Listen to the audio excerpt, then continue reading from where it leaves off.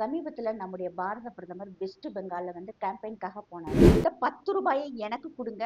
அதற்கு பதிலாக நான் 50 லட்சம் ரூபாய் கேஷா தர்றேன் அப்படிங்கிறாரு. கிட்டத்தட்ட 10 ராஜ்யசபா எம்பில 7 எம்பிக்கள் பாஜகவுல சேர்ந்திருக்காங்க. பேரை கெடுத்துக்கிட்டது மட்டும் இல்லாம அரசாங்கத்திற்கும் இழப்பு ஏற்படுத்தியிருக்காங்க. அதாவது நம் நாட்டை சீரழிக்கக்கூடிய தேசிய விரோதிகள்கிட்ட இவர்கிட்ட கான்டாக்ட் இருந்திருக்கு அப்படின்னு சொல்றாங்க.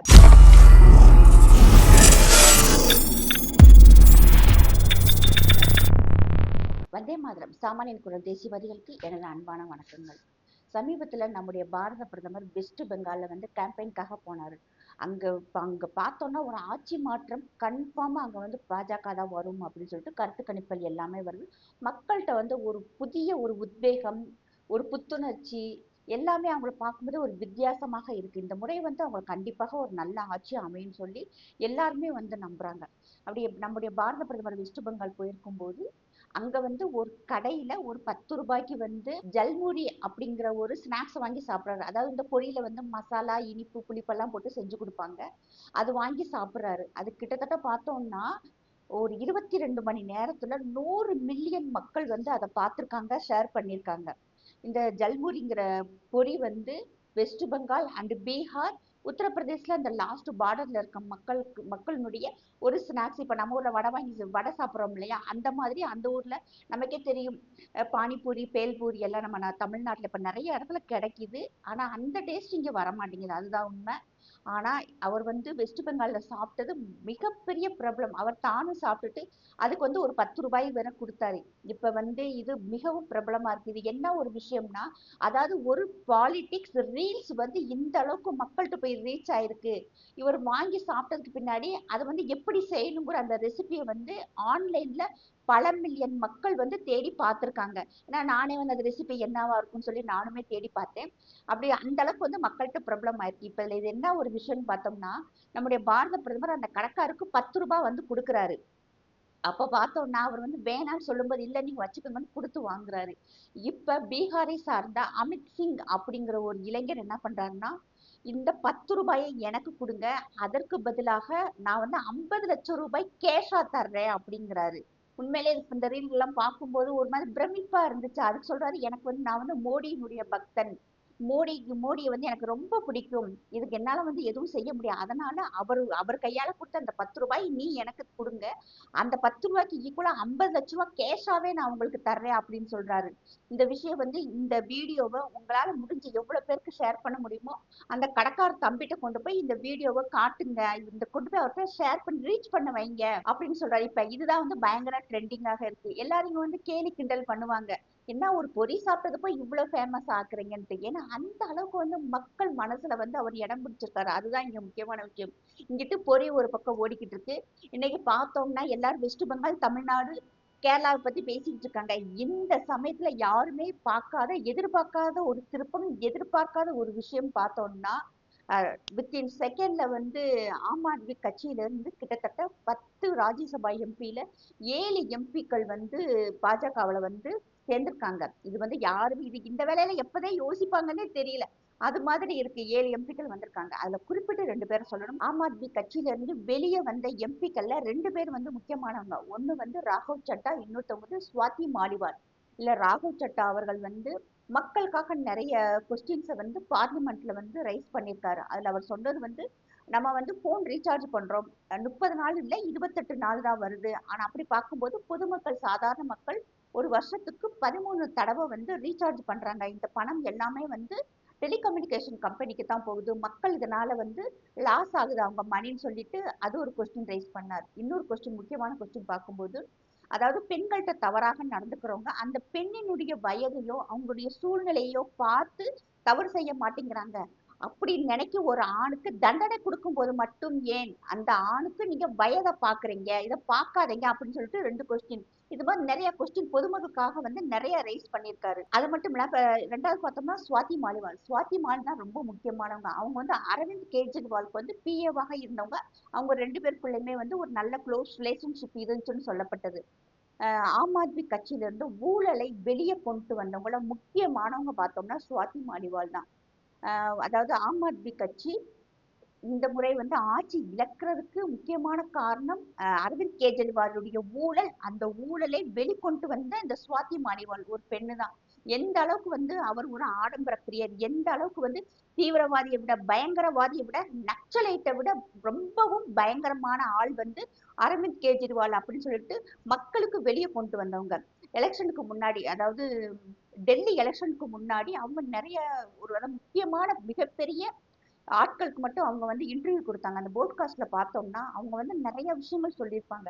வெறும் ரெனால்டு பெண்ணை மட்டும் வச்சுட்டு இருந்தாலும் ஊரை ஏமாத்துறான். ஆனா இவனுடைய ஆடம்பரம் பார்த்தோம்னா சாதாரண நம்ம மிதியடி கூட 12 லட்சம் ரூபாய் இருக்கும். அதாவது நம்ம ஸ்கிரீன் இருக்கு இல்லையா, கதவுக்கு ஜன்னலுக்கு போடுற ஸ்கிரீன் கூட 26 லட்சம் ரூபாய். டீ பாய் பார்த்தோம்னா 40 லட்சம் ரூபாய். அதே மாதிரி அந்த பாத்ரூம்ல எல்லாம் பார்த்தோம்னா சதாம் ஹுசேன் வாழ்ந்தார் இல்லையா, அது மாதிரி ஆடம்பரமா இருக்கும். ஒரு சீஃப் மினிஸ்டர் அந்த மத்த மினிஸ்டர்ஸ்க்கு கொடுக்கக்கூடிய வீடுகள்லாம் பார்த்தோம்னா இன்னைக்கு இல்லாட்டி நாளைக்கு அவங்க வீட்டை விட்டு வெளியே ஏறிடணும். ஆனா கோவிட் டைம்ல அரவிந்த் கெஜ்ரிவால் என்ன பண்ணாருன்னா ஷீஷ் மஹால் அந்த இதுக்கு ஃபுல்லாவே கண்ணாடி மாத்திருக்காரு. அவ்வளவு ஆடம்பரம், கப்போர்டெல்லாம் பார்த்தா பல கோடி ரூபாய். அந்த அளவுக்கு மக்கள்கிட்ட வெளியே எளிமையாக காட்டிட்டு உள்ள வந்து ஒரு பணத்தாசை பிடிச்ச பேய் அப்படின்னு சொல்லி அவ்வளவு அவங்களே ஆச்சரியமா சொல்றாங்க. ஒரு டேபிள் கூட பார்த்தோம்னா பல லட்சம் ரூபாய், சாதாரணமா 30 லட்சம் 40 லட்சம் அப்படின்ட்டு. ஒரு மினிஸ்டருக்கு மினிமம் வந்து சம்பளமே பார்த்தோம்னா 1,50,000 தான். அவங்களுக்கு அலவன்சஸ் தான் அதிகமாக இருக்கும். ஆனா இவர் வெளிய மக்களை ஏமாத்திட்டு உள்ள வந்து ஒரு பணத்தாசை பிடிச்ச ஆளாகவும் மிகப்பெரிய ஊழல்வாதியாகவும் இருந்திருக்காரு. இன்னொன்னு பார்த்தோம்னா சாராய ஊழல்ல வந்து அதிகமாக இவரும் இவருடைய இன்னொரு மினிஸ்டர் பார்த்தோம்னா மணிஷ் சிசோடியா, இவங்களுடைய லிக்கர் இதுல ரொம்ப வந்து இவங்க பேரை வந்து கெடுத்துக்கிட்டது மட்டும் இல்லாம அரசாங்கத்திற்கும் இழப்பு ஏற்படுத்தியிருக்காங்க. மக்களுடைய பணத்தை வந்து அதிகமாக இவங்க தன்னுடைய சுய லாபத்துக்காக பயன்படுத்தியிருக்காங்க. இன்னொன்னு வந்து அரவிந்த் கெஜ்ரிவால் வந்து மிகவும் புனிதர், அதாவது அவர் வந்து கரைப்படியாத கைகளுக்கு சொந்தக்காரர் அப்படின்னு சொல்லிட்டு இங்க நிறைய பேர் உருட்டிக்கிட்டு இருக்காங்க. ஒண்ணு நிறைய விஷயங்கள் நடந்திருக்கு, அதை பின்னாடி போய் நம்ம பார்க்கணும். அதாவது பாஜக வந்து உருட்டி மிரட்டி இடி எல்லாம் அனுப்பி அவங்க கட்சியில சேர்த்துக்கிட்டாங்க அப்படின்னு சொல்றதெல்லாம் மிகப்பெரிய குற்றச்சாட்டு. அவ்வளவு ஈஸியாலாம் வந்து யாருமே இடி போய் ஒரு மினிஸ்டர்ஸையோ ஒரு ஆட்களை போய் நெருங்கவே முடியாது. இதுக்கு வந்து மிகப்பெரிய பின்புலம் வேணும். இவங்க வந்து இவங்க மேல மிகப்பெரிய குற்றச்சாட்டுகள் இருந்தா மட்டும்தான் இடி வருவாங்க. ஆவுன்னா எல்லாரும் வந்து இடி அனுப்ப முடியாது. அவங்க தப்பு செஞ்சதுனால தானே இடி வருது, அதை மக்கள் வந்து நினைச்சு பார்க்கணும். கூப்பிட்ட உடனே யாரும் வந்து வரமாட்டாங்க. அந்த கட்சியில, ஆம் ஆத்மி கட்சியில அந்த அளவுக்கு ஊழல் நடந்திருக்கு. அதுல ஒரு முக்கியமான விஷயம் பார்த்தோம்னா டெய்லி ஒரு ஐபோன்ல அரவிந்த் கெஜ்ரிவால் யார்கிட்டயோ பேசியிருக்காரு. 100 நாள் பேசியிருக்காரு. 100 நாளுமே வந்து ஒவ்வொரு ஐபோனும் ஒவ்வொரு நம்பர்ல பேசியிருக்காரு. பேசி முடிச்ச உடனேவும் அந்த போன் வந்து உடைக்கப்பட்டிருக்கு. சிம்கள் வந்து உடைச்சு எரிஞ்சிருக்காங்க.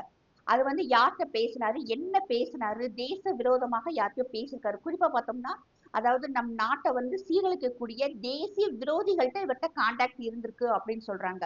ஜார்ஜ் சோரஸ் மாதிரி ஆள்கள்கிட்ட. இன்னொன்னு பார்த்தோம்னா பாகிஸ்தான்ல இருக்க ஐஎஸ்ஐ தீவிரவாதிகள்கிட்ட வந்து இவர்கிட்ட அதிகமாக பேச்சுவார்த்தை இருந்திருக்கு அப்படின்னு சொல்லிட்டு இவர் மேல குற்றச்சாட்டு. இவர் இன்னும் குற்றவாளி, குற்றம் அற்றவர்னு சொல்லி இன்னும் கோர்ட் வந்து தீர்ப்பு கொடுக்கல. அதுக்குள்ளேயே பார்த்தோம்னா நம்முடைய முதலமைச்சர் வந்து இங்க நம்ம தமிழ்நாட்டுக்கு அவரை போய் கேம்பெயின் கூப்பிட்டு வந்து பெரிய புனிதர் மாதிரி அந்த ஆள் ஒண்ணு பேச, நம்மளுடைய முதல்வர் வந்து ங்கிறாரு. இப்ப வந்து அரவிந்த் கெஜ்ரிவால் வந்து பாஜகவை பத்தி பேசுறாரு இங்கிலீஷ்ல சொல்லும் போது அதுக்கு உண்டான அர்த்தம் கரெக்டா தெரியாம கூட நம்மளுடைய முதலமைச்சர் அவர்கள் இல்ல இல்ல வேண்டாம் வேண்டாம்னு மண்டையை ஆட்டுறாரு. ஆக்சுவலா பார்த்தா அரவிந்த் கெஜ்ரிவால் சொல்றதுக்கு ஆமா அப்படின்னு தான் பதில் சொல்லணும். ஆனா நம்முடைய தமிழக முதலமைச்சர் இல்ல அப்படின்னு சொல்லிட்டு தலையாட்டுறாரு. அந்த அளவுக்கு தான் நம்மளுடைய முதல்வரினுடைய ஆங்கில அறிவு இருக்கு. இப்ப பார்த்தோம்னா எந்த அளவுக்கு மோசமான ஆளுன்னு சொல்லிட்டு சுவாதி மாலிவால் வெளியே சொல்லியிருக்காங்க. அதுக்கு இன்னொரு எக்ஸாம்பிள் பார்த்தோம்னா பாரத பிரதமர் வந்து வீடு இல்லாத மக்களுக்கு வீடுகள் கட்டி கொடுத்திருந்தாங்க. அதுல பார்த்தோம்னா கிட்டத்தட்ட 60% 70% வந்து வீடுகள் கட்டி முடிச்சிருக்காங்க. வயரிங் பண்ணல, பூச்சி வேலை நடக்கல, கரண்ட் கொடுக்கல, தண்ணி கொடுக்கல, டாய்லெட் எல்லாம் கட்டாம அப்படியே அன்பினிஷ்டா விட்டு கிட்டத்தட்ட 45,000 வீடுகளை வந்து அரவிந்த் கெஜ்ரிவாலும் அப்படி விட்டுட்டாப்ல. இதுக்கு ஃபண்டு ஃபுல்லாவே வந்து சென்ட்ரல் கவர்மெண்ட் தான் கொடுத்துருக்கு. எங்க சென்ட்ரல் கவர்மெண்ட்டுக்கு ஒரு நல்ல பேர் வந்துடும், மோடி அவர்களுக்கு வந்து ஒரு நல்ல பேர் கிடைச்சிடும் அப்படிங்கிறதுக்காகவே அரவிந்த் கெஜ்ரிவால் பிளான் பண்ணி அவ்வளவு வீடுகளுமே வந்து கிடப்புல போட்டுட்டாப்ல. அந்த வீடுகள்லாம் கிடைச்சிருந்தா கண்டிப்பாக 45,000 குடும்பங்கள் வந்து பயன்பெற்றிருப்பாங்க. இந்த வீடு அந்த வீடுகள் இருக்க ஏரியாவெல்லாம் காமிக்கிறாங்க. அப்படி பார்த்தோம்னா பழசாகி பாலடைஞ்சு பேய் ஏரியா மாதிரி இருக்கு. அந்த காலனிக்குள்ளலாம் சுவாதி மாலிவால் போய் வீடியோ எடுத்து நிறைய நிருபர்களை கூப்பிட்டு போய் அந்த இடத்தெல்லாம் காமிப்பு உண்மையிலே நமக்கெல்லாம் ரொம்ப கஷ்டமா இருந்துச்சு. மக்களுடைய வரி பணத்தை ஒரு அரசியல்வாதி தன்னுடைய சுயலாபத்துக்காக எந்த மாதிரி இறங்கி போயிருக்காருன்னு தெரியும்.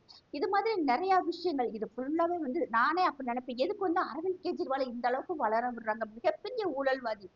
இதுல இன்னொரு முக்கிய காரணம் சுவாதி மாலிவால். அது மட்டும் இல்லாம அங்கிருந்த யூடியூபர்ஸ் நிறைய பொதுமக்கள் இந்த ஆளை பத்தி எந்த அளவுக்கு கேவலமா வீடியோ போட முடியுமோ போட்டு இந்த ஆள் செய்யற ஊழல்களை பூரா தனி மனிதனாக எந்த ஒரு பிரதிபலன் பார்க்காம நிறைய பசங்க வந்து இந்த விஷயத்தை வெளியே கொண்டு வந்தாங்க. நம் இந்தியாவினுடைய தலைநகரை வந்து குப்பை மேடாக அந்த அளவுக்கு கேவலமா வச்சிருந்தாரு. சாக்கடைகள் சரியா இருக்காது, கழிவு நீர்கள் தேங்கி ரோட்ல நின்றுருக்கும், சரியான போக்குவரத்து பாதைகள் இருக்காது. ரொம்ப வந்து அந்த மக்கள் வந்து ஒரு கன்ஜஸ்டட் ஏரியாவுல இருந்தாங்க. அதை ஃபுல்லா வந்து ரேகா குப்தா வந்து ஃபுல்லாவே வந்து சுத்தம் பண்ணி இன்னைக்கு கிளீன் டெல்லி ஆக்கியிருக்காங்க. அது மட்டும் இல்லாம அரவிந்த் கெஜ்ரிவால் சொன்னது வந்து கிளீன், அதாவது யமுனாவை வந்து நான் சுத்தம் பண்ணி தருவேன் அப்படின்னு சொன்னாரு. எப்படி வந்து பாரத பிரதமர் தன்னுடைய தொகுதியில் இருக்கும் கங்கை வந்து புனிதமாக்கி சுத்தப்படுத்தி புனிதமாக்கினாரோ அதே மாதிரி நானும் வந்து யமுனாவை நான் கிளீன் பண்ணுவேன் ஃபர்ஸ்ட் வாக்குறுதி கொடுத்தாரு. பண்ணல. 5 வருஷத்துல பண்ணி கிழிக்க முடியல. ரெண்டாவது ஒரு 5 வருஷம் மக்கள்கிட்ட கேட்டாங்க. 10 வருஷத்துல ஒரு யமுனை நதியை சுத்தம் பண்ணி கிழிக்க முடியாத ஒரு ஆள் இன்னும் ஒரு 5 வருஷம் கொடுங்க, நான் இந்த வருஷம் சரி பண்ணிடுவேன். அப்ப மக்கள் என்ன கேனைகளா பாத்தியாங்க, நீ ஒண்ணு கிழிச்சு நட்டதெல்லாம் போதும், நீ போய் ஓரமா உட்காருப்பான்னு சொல்லிட்டு மக்கள் மாத்தி ஓட்டு போட்டாங்க. ஓட்டு போட்டு இன்னைக்கு ஜெயிக்க வச்சாங்க. இன்னைக்கு யமுனை நதி குடிக்கிற இன்னும் கொஞ்ச நாள்ல இன்னும் ஒரு 6 மாசத்துல குடிக்கிறதுக்கு உண்டான தகுதியை அடைஞ்சிரும் அப்படின்னு சொல்றாங்க. அங்க இருக்கும் நிறைய யூடியூபர்ஸ் அப்பப்ப வந்து தண்ணிகளை எடுத்துட்டு கொண்டு போய் லேப்ல கொடுத்து டெஸ்ட் பண்ணி அந்த ரிப்போர்ட்டை காட்டுறாங்க. நமக்கே தெரியும் இது வந்து போன மாசம் எடுத்த ரிப்போர்ட், இது வந்து இந்த மாசம் எடுத்த ரிப்போர்ட். அப்ப அதுல இருக்க அந்த கெமிக்கல் எல்லாமே மாறி இருக்கு அப்படின்னு சொல்றாங்க. அது மட்டும் இல்லாம யமுனையில வந்து அதிகமான கழிவு நீர்கள் வந்து கலந்தாங்க. அதை ஃபுல்லா வந்து பொதுப்பணித்துறையிட்ட ஒப்படைச்சிட்டு அந்த மினிஸ்டர் நேர்லயே போய் கம்பெனிகளை போய் பார்த்து அந்த கழிவு நீர்களை வேற வழியாக வந்து மாற்றி அமைக்கிறதுக்கு உண்டான வழிகள் எல்லாம் செஞ்சாங்க. இதை எல்லாமே வந்து அரவிந்த் கெஜ்ரிவால் உண்மையான மனுஷனா இருந்தா செஞ்சிருக்கணும். ஆனா அந்த காசாசை பிடிச்சு, அதாவது நம் நாட்டை வந்து எந்த அளவுக்கு நாசப்படுத்த முடியுமோ அந்த அளவுக்கு வந்து சீர்குலைக்க வச்சிருந்தவர் தான். கண்டிப்பாக வந்து இந்த ஆள் வந்து அழிக்கப்பட வேண்டியவர். இவருடைய கட்சி வந்து இல்லாம இருக்கிறது மிகவும் நல்ல விஷயம். இன்னைக்கு வந்து 7 எம்பிக்கள் வந்து பாஜகல சேர்ந்திருக்காங்க. 18 எம்எல்ஏக்கள் இன்னைக்கு ஈவினிங்குள்ள வந்து சேர்ந்துருவாங்க அப்படின்னு சொல்றாங்க. மேக்சிமம் பார்த்தோம்னா அந்த கட்சியில இருக்க எம்பிக்கள் எம்எல்ஏக்கள் எல்லாமே வந்து பாஜகவுல சேர்ந்துருவாங்க. இது வந்து அடிச்சு மிரட்டி உருட்டி ஈடி எல்லாம் காமிச்சு வந்த எம்எல்ஏ அண்ட் எம்பிக்கள் இல்ல. அவங்க அளவுக்கு இன்னைக்கு புரியுது. இனி போற போக்குல பார்த்தோம்னா இந்த நம் நாட்டை மட்டும் இல்ல உலகத்தவே வந்து நம்முடைய பாரத பிரதமர் தான் வந்து ஆள போறாங்கன்னு நல்லா தெரியுது. எதுக்கு அவன்கிட்ட இருந்துகிட்டு ஒரு நல்ல கட்சியில நம்ம ஐக்கியம் ஆயிக்கலாம் அப்படின்னு நினைக்கிறாங்க. இன்னொன்னு பார்த்தோம்னா திறமை எந்த கட்சியில இருந்தாலுமே வந்து அந்த ஆட்களை கண்டிப்பாக பார்த்துக்கிட்டே இருந்து டைம் பார்த்து வந்து பாஜக தூக்கிடும். அதுக்கு நிறைய பேர் இருக்காங்க. சேஜாத் பூனாவாலா ஆகட்டும், நாஜியா இலாஹி கான் ஆகட்டும், மிலன் தியோரா, அதே மாதிரி இன்னைக்கு அஸ்ஸாம் முதல்வர் ஹேமந்த பிஸ்வ சர்மாலாம் காங்கிரஸ்காரரு. அவரெல்லாம் இன்னைக்கு அப்படி சுத்தமா பாஜக காரரா மாறி அந்த மாநில மக்களுக்காக அந்த அளவுக்கு ஒரு பாடுபட்டு இன்னைக்கெல்லாம் கிளீன் ஸ்வீப் ஆகும்னு சொல்றாங்க அந்த மாநிலம். அப்படி நல்ல திறமையான ஆட்களை வந்து பாஜக தேடி கண்டுபிடிச்சு உங்க கட்சியில சேர்ந்துக்கிறாங்க. ஏன்னா நாளைக்கு வந்து இளைஞர்கள் தான் வந்து நம் நாட்டை ஆளணும்னு நினைக்கிறாங்க. அதுக்கு இப்ப நம்மளுடைய அண்ணாமலை ஆகட்டும், அதே மாதிரி இன்னைக்கு அனுராக் தாக்கூர் இருக்காரு, தேஜஸ்வி சூர்யா இருக்காரு, இப்ப பார்த்தோம்னா ராகுல் சட்டால் வந்து மிகவும் இளைஞர். இவங்க இந்த டீம் வரும்போது கண்டிப்பாக ஒரு புது அதாவது அவங்களுடைய திங்கிங் கெப்பாசிட்டி எல்லாம் பார்த்தோம்னா இன்னும் ரொம்ப அட்வான்ஸாக இருக்கும். நம் நாட்டை இன்னும் மேல கொண்டு போற அளவுக்கு அவங்க யோசிப்பாங்கன்னு சொல்லிட்டு இன்னைக்கு இருக்கும் கவர்மெண்ட் நினைக்குது. இது வந்து பாஜகவுல மட்டும்தான் சாத்தியம்.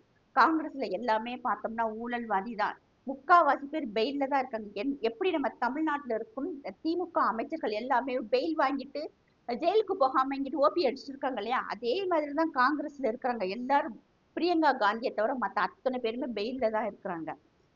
அது மாதிரி தான் அவங்களாக யோசிச்சுதான் நிறைய பேர் வந்து கட்சி மாறி வர்றாங்க. யாரும் ஈடியை அனுப்பி எல்லாம் ஒன்றும் கூப்பிடல. ஜெய்ஹிந்த், ஜெய் பாரத்.